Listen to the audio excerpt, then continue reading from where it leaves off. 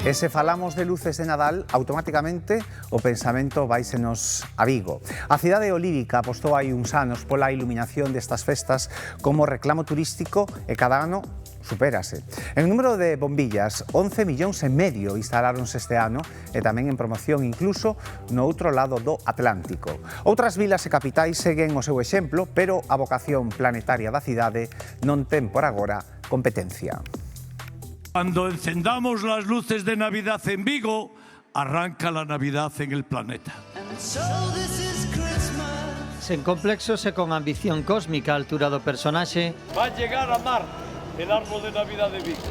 7, inaugura dende hai 6 anos o alcalde de Vigo a iluminación de Nadal da cidade. 3, 2, 1, 0. Faise a luz artificial en 420 rúas nun ritual xa clásico que congrega milleiros de persoas na Porta do Sol o día do acendido. 11,5 millóns de luces LED, árbores cada vez máis grandes, figuras de Nadal que fan as delicias de cativos e maiores.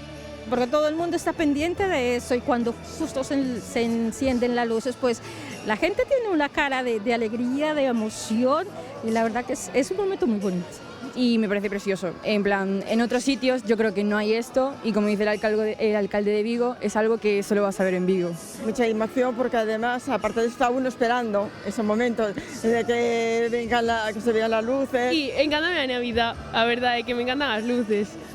Sí, non sei, paso genial, é unha época que me encanta. Para que non falte ningún año isto, porque sin isto non é Navidad, non é nada. O Concello inviste 2,5 millóns de euros cada ano na iluminación de Nadal.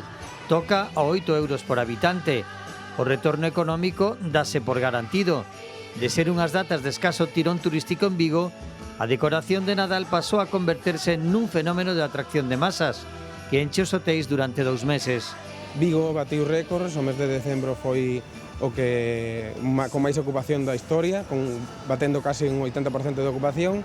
Este ano pretendemos acercarnos. Estuvimos pendientes de las luces a ver cuál era para cuándo era y bueno, nos arriesgamos para sacar el fin de semana este. Al final hemos tenido suerte porque creo que es mañana, ¿no? E aconselho muita gente, amigos meus, para vir cá a Vigo e temos excursões em Portugal que vêm de propósito mesmo para ver as luzes. Vengo de Miami, en Estados Unidos, y venimos un grupo de 12 a hacer el camino, pero hemos pasado los primeros días aquí en Vigo viendo las luces. Ven turismo nacional e do estranxeiro, veñen sempre con reservas e hai cousas moi peculiares para ver as luces de Vigo e coñecer un pouco máis a ciudad. Con publicidade no mobiliario urbano de Nova York, París ou Roma, o Concello vigués expande o Nadal por medio mundo. Hai cidades en España como Cádiz que se apuntan tamén á competición, duplicando o gasto, pero... Si alguien quiere competir, que se olvide, que no hay nada que hacer en eso. Hai zonas de sombra neste universo en expansión de luz e cor.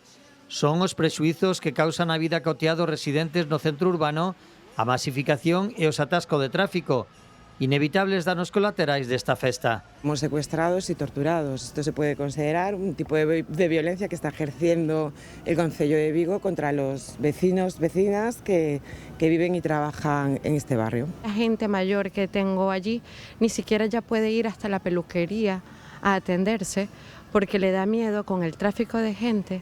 Nos pone la vida patas arriba durante 3 meses.